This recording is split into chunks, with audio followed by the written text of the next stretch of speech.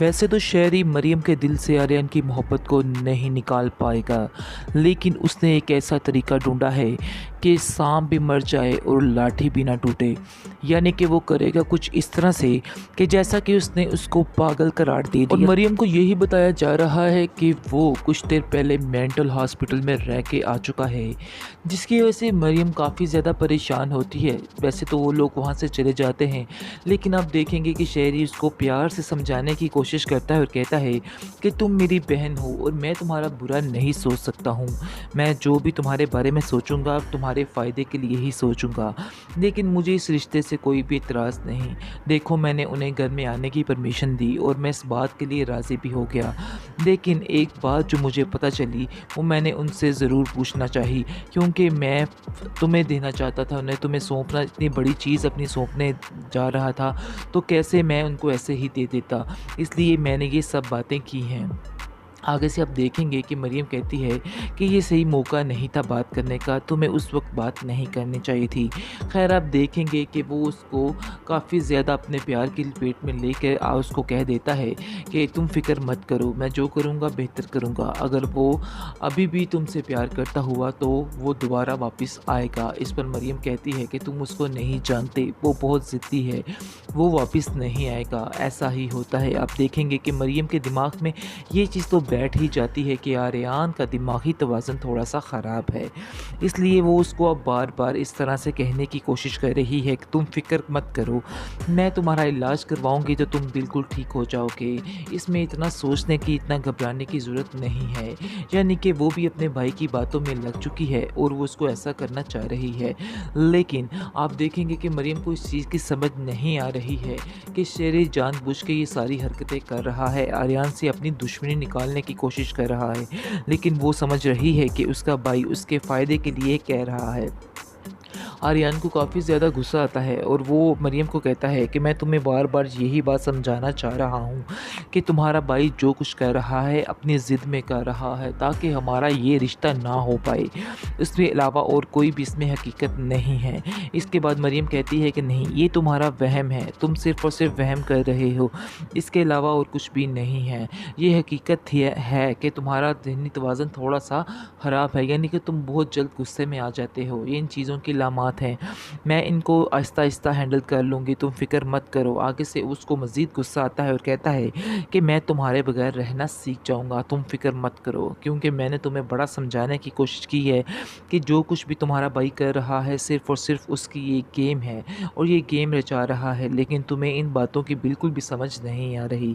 वो घर जाता है तो वो काफ़ी ज़्यादा उदास और परेशान होता है। उसकी परेशानी उसके बाप से देखी नहीं जाती। तो उसका बाप उसको पूछता है कि बेटा, क्या वजह, क्या हुआ? तुम अपने बातों को, इन बातों को दिल से क्यों नहीं निकाल देते हो? इस पर वो कहता है कि कैसे मैं इन बातों को दिल से निकाल दूँ? मरियम भी मुझे पागल तस्वर करने लग गई है और वो सोचती है कि मेरा ज़हनी तवाज़ुन ठीक नहीं है। उसका बाप उसको यकीन दिलाता है और कहता है कि तुम्हें अपने प्यार का सबूत देना होगा, क्योंकि आजकल की दुनिया में सबूत देना पड़ता है, वरना ये रिश्ते जो हैं बिल्कुल बेनाम के और खोखले रह जाते हैं।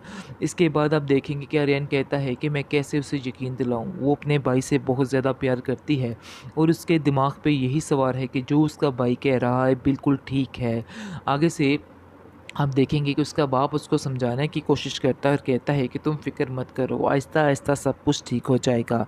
मैं खुद मरियम से इस मामले पर बात करूँगा। आगे से वो आर्यन कहता है कि नहीं, आप मरियम से कोई बात नहीं करेंगे, कोई ज़रूरत नहीं है उससे कोई भी बात करने की।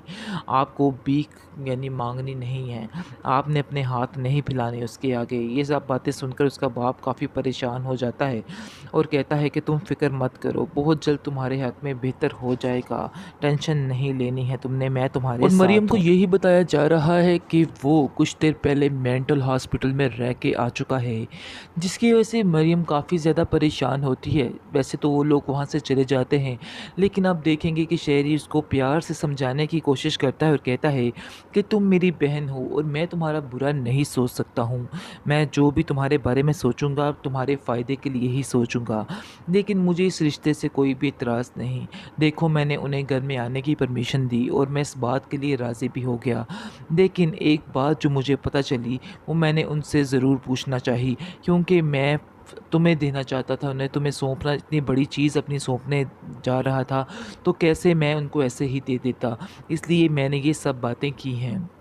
आगे से आप देखेंगे कि मरियम कहती है कि ये सही मौका नहीं था बात करने का, तुम्हें उस वक्त बात नहीं करनी चाहिए थी।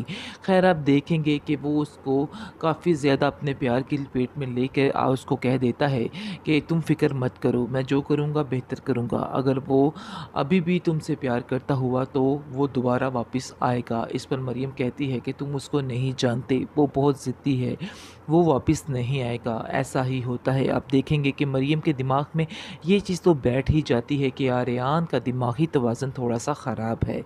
इसलिए वो उसको अब बार-बार इस तरह से कहने की कोशिश कर रही है कि तुम फ़िक्र मत करो, मैं तुम्हारा इलाज करवाऊँगी तो तुम बिल्कुल ठीक हो जाओगे।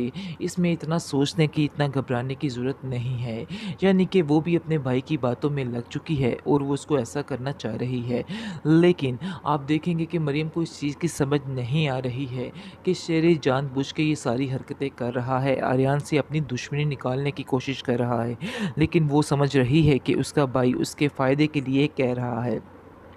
आर्यन को काफ़ी ज़्यादा गुस्सा आता है और वो मरियम को कहता है कि मैं तुम्हें बार-बार यही बात समझाना चाह रहा हूँ कि तुम्हारा भाई जो कुछ कर रहा है अपनी ज़िद में कर रहा है ताकि हमारा ये रिश्ता ना हो पाए।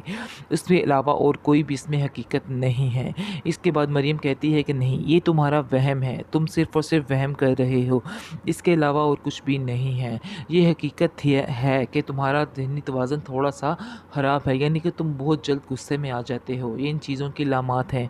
मैं इनको आहिस्ता-आहिस्ता हैंडल कर लूँगी, तुम फ़िक्र मत करो। आगे से उसको मज़ीद गुस्सा आता है और कहता है कि मैं तुम्हारे बगैर रहना सीख जाऊँगा, तुम फ़िक्र मत करो। क्योंकि मैंने तुम्हें बड़ा समझाने की कोशिश की है कि जो कुछ भी तुम्हारा भाई कर रहा है सिर्फ़ और सिर्फ़ उसकी ये गेम है और ये गेम रचा रहा है, लेकिन तुम्हें इन बातों की बिल्कुल भी समझ नहीं आ रही। वो घर जाता है तो वो काफ़ी ज़्यादा उदास और परेशान होता है। उसकी परेशानी उसके बाप से देखी नहीं जाती। तो उसका बाप उसको पूछता है कि बेटा क्या वजह, क्या हुआ? तुम अपने बातों को, इन बातों को दिल से क्यों नहीं निकाल देते हो? इस पर वो कहता है कि कैसे मैं इन बातों को दिल से निकाल दूँ? मरियम भी मुझे पागल तस्वर करने लग गई है और वो सोचती है कि मेरा ज़हनी तवाज़ुन ठीक नहीं है।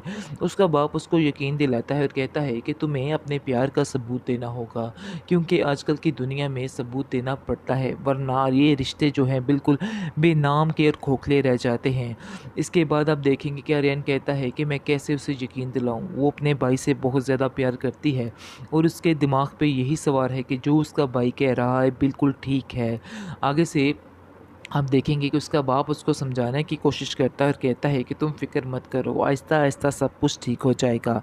मैं खुद मरियम से इस मामले पर बात करूँगा। आगे से वो आर्यन कहता है कि नहीं, आप मरियम से कोई बात नहीं करेंगे, कोई ज़रूरत नहीं है उससे कोई भी बात करने की।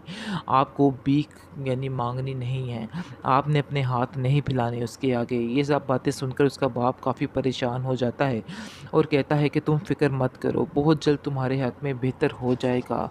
टेंशन नहीं लेनी है तुमने, मैं तुम्हारे साथ वैसे तो हूँ। शायरी मरियम के दिल से आर्यन की मोहब्बत को नहीं निकाल पाएगा, लेकिन उसने एक ऐसा तरीका ढूंढा है कि सांप भी मर जाए और लाठी भी ना टूटे। यानी कि वो करेगा कुछ इस तरह से कि जैसा कि उसने उसको पागल करार दे दिया है